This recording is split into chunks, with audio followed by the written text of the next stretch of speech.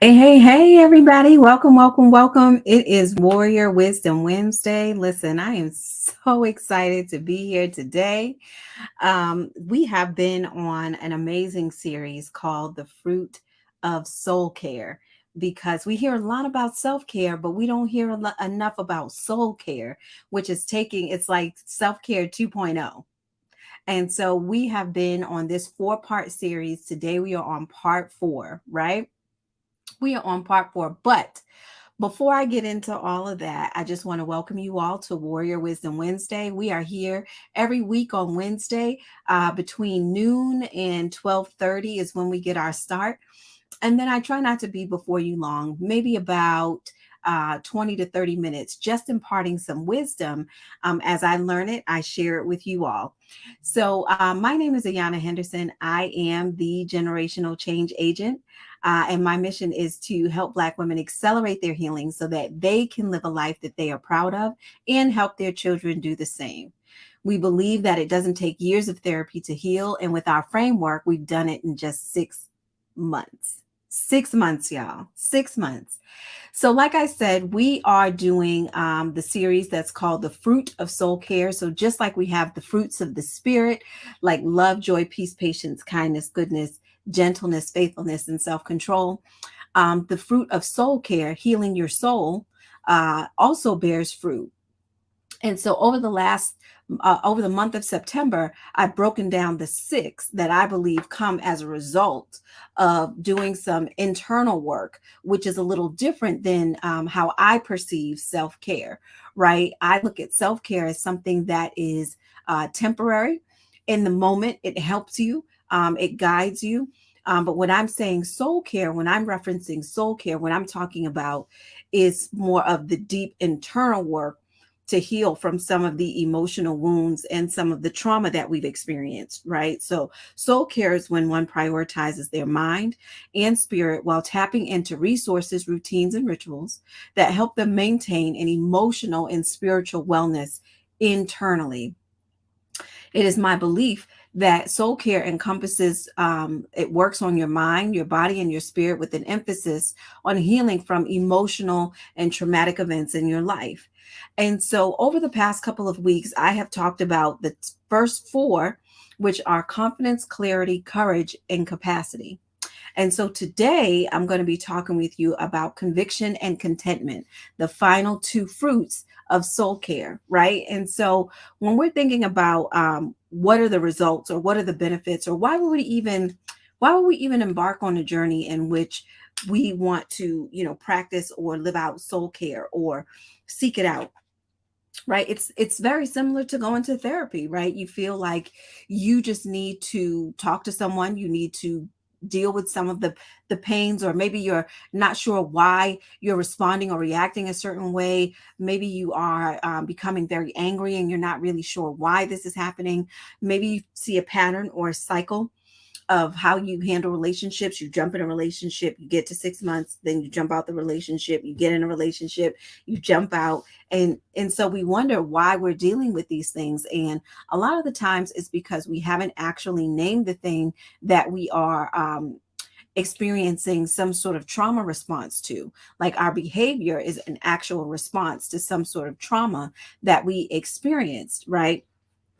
And so last week I was talking about courage and capacity. And so with courage and capacity, what I was saying, I was asked the question by one of my friends, and she said, "Well, how do you make yourself a priority?" And she had explained the situation about having to explain her way out of situations when she would say no. And so I had shared with her that part of the reason this happens is because you can say no, but you're lacking the capacity to actually stand on your no. And so when you are going through soul care, when you're taking that journey to actually heal from an internal place, you are building your capacity to be able to stand on your no, right? So when you're thinking about, a house and a foundation, you can't build the house on nothing, right? You can't just say, I'm going to have a house and I'm just going to build it and I'm going to put it here without having the capacity underneath to hold the house up, right? And they have what's called in the framework of a house, the weight bearing load, right? And so it'll be a beam that's supposed to support the weight of the next level of the house, or the supports of the outer perimeter walls, right? And so that gives it the capacity to build up, to build wide, to build down and have a basement, or a lower level, floor. You have to have something in place that holds the capacity, the weight of whatever the house is going to stand on. And so what happens is a lot of time we practice, right, self-care, and we'll say, well, we just got to say no more, right? And so this is the difference between, in my opinion, self-care and soul care. Self-care teaches you how to say no. Soul care allows you to stand on that no and own it. Like, and my no is my no. And I don't have to explain it. I don't have to try to make you feel good about my no. My no is my no, right?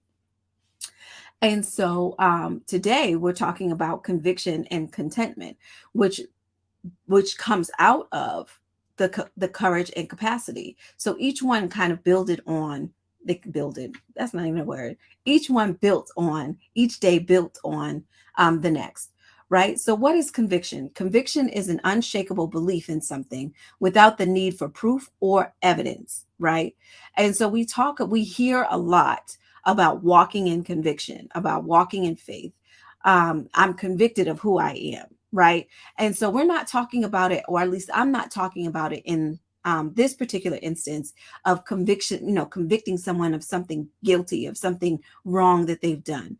What I'm talking about is standing on this unshakable belief of who you are, right? Because what I've learned is that conviction helps overcome resistance, both internal and external, right? And so resistance comes in many forms, but having a foundation of conviction allows you to persevere in the face of it, right? So conviction is confidence, it's faith, it's belief, it's certainty, and it's surety. And so, how does this actually connect to soul care? So, in soul care, what happens is when you are now working on the internal, right? You're healing from the internal out, and you're not just doing sort of external things to make yourself feel good for the moment. What you're doing is you're also building your capacity, but you're now standing on the truth. It's one thing to accept the truth of who you are, but when you can stand on it, like you own it, you know who you are, right? And so I say, when you know and accept the truth about yourself, it's hard to walk in the opinions of others, right? And so when other people have an opinion of you and you're not quite sure, or you're not quite grounded in who you are, you're likely to start believing and therefore acting in the way that somebody has described you, because you don't have anything to pit it against, right? You don't have any truth to really go on. You might have been trapped in the spirit of people pleasing. You might have been trapped in sort of this altruistic way of living, in which you're always looking out for other people and their concern is your top priority, and you give it so much influence in your life that when they have an opinion or an assessment of who you are, of your character, because you don't know who you are in that particular area of your life, you start to believe it as truth. So instead of taking the truth of who God says you are and the truth of how God has designed you, you'll take the truth of man. And so you'll put that on your personhood, and then you'll start carrying it out because, oh, well, people always say I'm like this. Oh, people tend to say I'm such and such, or people tend to say I'm this, that, and the third, right? And so it's always based on what people have to say about who you are, how you show up, what you believe, what you value. And so you by nature, right? It's law of attraction. So if somebody is saying this and you don't know the truth of what they're saying or the validity of what they're saying because you don't know you, right? And I'm not talking about like what you like and, what your preferences are. I'm talking about things that you specifically value. Like, what do you believe? How do you choose to operate? What are your core values? And do you have boundaries around those values? Right? We're talking about how, trauma has showed up in your life and the story that you believed as a result of these traumatic events. And are you walking in that truth? Or are you walking in what people said you are? Are you walking in the negative narratives that have been spoken over you from time to time to time to time? Like, what is really being spoken over you, right? And so, what conviction looks like Rabbit in 8 Mile. I talk about it quite a bit. I've referenced Rabbit quite a bit, right? And so what happens is, if you've seen the movie 8 Mile, he is an underground rapper. They have these underground battles, and they have these battles, and there's a moment where he actually loses his words, and so they say that's, you choke because you are not um because you're not verbalizing what you want to say. And he's battling somebody. They come on, they kind of eat him up, right, and spit him out. And he's kind of humiliated, and so he goes through a series of events where he sort of has these moments that convict him of the truth of who he knows he is, and the quality of rapper that he knows he is, right? And he's accepted his lifestyle, so he knows that he lives in a trailer park. He knows that that he's poor and he doesn't have much, right? And he has this kid. And so he goes, at the end of the movie, he has to battle the same person that kind of humiliated him, and he gets on the stage, and before this person can sort of expose him or call him out, right, other people's opinions, he goes and he raps the truth. He's like, yeah, I got this, and yeah, I do this, and yeah, I have this, and yeah, my mom is this, and yeah, my friend did this. And so he says the whole truth about what it is. And what it does is it strips Papa Doc in the movie of his ability to be able to give his assessment or his opinion or his truth of who he thinks Rabbit is. And it almost stops him actually, he chokes because he doesn't have anything to say. Because when you walk on the truth, nobody can change it, right? And so there's something else that happens when you're walking in conviction. When you walk in conviction, you automatically also walk in contentment. And so contentment is being satisfied with what you have and who you are. So using the same analogy of Rabbit in 8 Mile, when he finished his set, after he finished his rap, he was content. Like, he dropped the mic, he could have left. He didn't really care the outcome. Like, he was good. He was good. Now, it didn't mean that he wanted to stop battling. It didn't mean that he wanted to stop rapping. It didn't mean that he had to, leave the building. He was, he wished he had done more. Like, he left it all there out on the stage. And so when you're walking in contentment, right, you're satisfied with what you have right now. You're satisfied with who you are right now. And you know that you can do more. You know that you can get more. You know that you can be more. You know that you can become more. But you're not doing it from a place, right, where there might be dissatisfaction, or it's not rooted in jealousy or revenge, or trying to prove to somebody that you can do X, Y, and Z, whatever it is that they said that you couldn't, right? Whatever it is that you said, that whatever it is. And for a long time, I was walking in that. Like, I know it firsthand. So I remember when, and so today is my fourth child, but my third son, his 11th birthday. And yesterday was my second son's 18th birthday. So they're 7 years apart, but 1 day apart. But I remember when I found out I was pregnant with my oldest son, who is now 22, and I was 19 at the time. And I remember coming home, and the look of disappointment on my mom's face, because I was in the military. And so I decided to leave the military, come home, and have my son. And she was also 19 when she had my brother.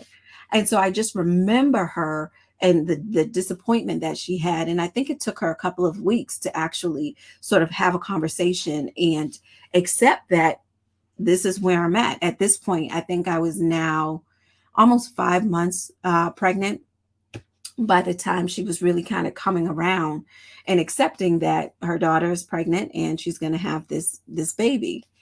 And I remember her reaching out to her mom, my grandmother, and just, sort of updating her on what was going on with the kids. And, my brother had already had his first child. And we later found out that he was having his second child, who was due a couple of months. She was due a couple of months after my son was going to be born. So, we would have kids very close in age.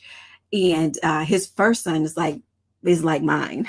So, and so I think, excuse me, about a year, maybe about 8 months or so after my son was born, my grandmother wrote my mother. And it was a very hard letter. My mother, it took years for her to tell me what was actually in the letter. And she only told me a part of it, even still, of how disappointed my grandmother was. And she said that I would never be anything. I would never amount to anything. I've ruined my life. This is the biggest mistake that I could have ever made. My child isn't going to do well. My child is going to suffer. Like, she had all of these sort of negative things to say. And a part of me kept trying to prove my grandmother wrong, to show her that I was going to become something. Like, this didn't ruin my life. My son wasn't going to ruin my life, and he was certainly going to, grow up and become something and be something and achieve, all the things that he sets his mind to. And I was going to do that as well. And I think it was in 2015. I don't think I had even really talked about it, or, this is the first time I'm really sort of sharing this part, but I had made it a point to let that go. That whether she believed I was going to be decent or not, I had to let that go, because I also realized that our relationship, the relationship that I had with my grandmother, wasn't one that was something I was willing to go to battle for. It wasn't a relationship that had been cultivated. It wasn't a relationship that had been nurtured over time. I was not close to her. She really didn't know much about me outside of, whatever my mom might update her and tell her. So I had decided, one, is this relationship worth going to battle for, where I really need to let this criticism seep into my spirit enough for me to become complacent and dissatisfied with my life, and then operate out of revenge, right? And this misaligned belief of who she was saying I was, and trying to prove her wrong. Was the relationship even considerable for me to take that, like, into my own spirit, and to really move forward as a motivator? And it just wasn't. And so I knew the things that I had accomplished at that point in time. I knew what I was capable of accomplishing. I know that I can bet on me. And so, I had just made the decision that it wasn't worth it. Like, I was okay with where I was. I wanted more, I desired more, but it wasn't from a place of dissatisfaction. It wasn't trying to prove somebody's negative narrative about me wrong. It wasn't from a place of jealousy. It wasn't because I was getting confused on who I was and whose I was at that time. And so, when you're walking in contentment, like, I still desire to have more, but it just came from a different place, a different heart set. And I like how Crystal Payne says it best. She says contentment is a state of the heart, and it's unaffected by outward circumstances, right? And so, there's no external forces that are driving me to do certain things and making my life so unbearably, livable, that, I just want to take matters, and I just have to do this and I have to do that. I can wait. Like, my weight gain can be pretty strong until the next thing comes, right? And so, that is the beauty of these two particular fruits of conviction and contentment, is that one breeds into the other, right? And so you have the truth of who you are, right? Like, you can now stand on it as a result of walking through soul care, and going through this journey of looking at some of the traumatic experiences that you've experienced, exposing them for what they are, exposing the story that you told yourself as a result, and it created a wound inside of you, like rejection or something of that nature, abandonment, violation, and then you started behaving a certain way. And so we work to correct that actual behavior, But first, we have to call the thing a thing, and we have to call it exactly what it is. But when you complete the journey of soul care, when you really work from an internal space out and you're looking at your heart, you're looking at what you believe, you're looking at, what shaped your perspective. You're looking at how your emotions have now shaped the way that you do relationships, and how you show up in the world. When you start looking at those things and actually dealing with those things, you're no longer affected by the outward circumstances, and you can walk in contentment and saying, my life may not be where I want it to be, but eventually it will get there. But today, I'm going to embrace where I'm at today, and I'm going to be okay with it. I'm going to be totally okay with it. So, just to recap with this series, and if you haven't watched any of the other parts, please go back. They are on every Wednesday. They are on my timeline. They are on the Warrior Womanhood page. They are also they are also on. I'm not sure why StreamYard does this, but I have to change the audience to this so that people can see it. Yeah. So I was wondering why this was showing up the way it was. For some reason, when I go on StreamYard, it uh, posts it as a private and it's actually public. So I'm just changing that now. But yeah, so that is, you can go back and you can certainly watch those there. So let me just recap a little bit about the fruits that we did talk about. So confidence and clarity was one, and that says, I trust the truth of who I am. Courage and capacity, the next two fruits, say, I know what I value and I can stand on it. And then the last two, I can stand on the truth of who I am, all of it, and be okay. So those are the 6 fruits of soul care. And I want to share a little news, and I'm going to be posting about this in the coming days, that I will be hosting a masterclass that I am super excited about. It is called You Won't Break My Soul. Masterclass. Shout out to Beyonce and her song Amen, somebody. It is called You Won't Break My Soul Masterclass. And it is a soul care masterclass for women. I'm just going to put the date here so that you know when it's going to be. It is going to be October 12th, which is a Wednesday. So it will be later in that evening of Warrior Wisdom Wednesday. It will be at 7 p.m. Eastern Standard Time. And it will be delivered via Zoom here. And so that is the date, October 12th, 7 p.m. Eastern Standard Time. And it is you can sign up here at www.warriorwomanhood.com /warrior events. And it is the You Won't Break My Soul Masterclass. So that will be kicking off October 12th at 7 p.m. Eastern Standard Time via Zoom. And so, you guys, this has been Warrior Wisdom Wednesday. I do hope that you're able to go back and watch this from the beginning. We did have some small technical difficulty in terms of the audiences on Facebook and making sure that you could see it. So it has been my absolute pleasure to be before you today. Tune in next week. It is a new month. So we are kicking off our new series. Let me put it here. And it is called The Power of Your Voice. So we did this series last year, and it's the Power of series. So it's a 3-part series. It's the power of your voice, value, and vision. And so each month we focus on ending out the end of the year with the Power series, because I just want you to know how powerful you actually are. So it's a 4-part series on the power of your voice. In November, we do the Power of Your Value, which is a 5-part series. And then we do the Power of Your Vision, which is a 4-part series. And that is how we end our year here at Warrior Womanhood. And so the hashtag that we'll be using is Free Me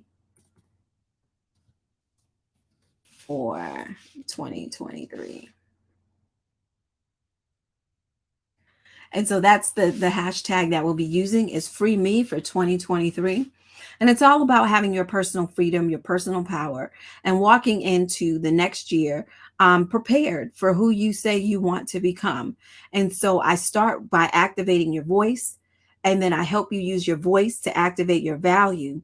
And now, because you have your voice and your value, you can most certainly step and walk into and activate your vision for who you see yourself becoming.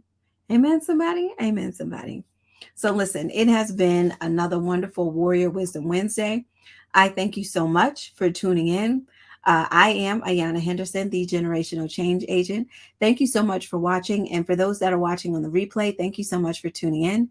Be sure to like, share, and engage. And until next week, you all take care and enjoy the rest of your day. I'm going to be celebrating my son a little later. So until next week, take care. Talk soon. Bye.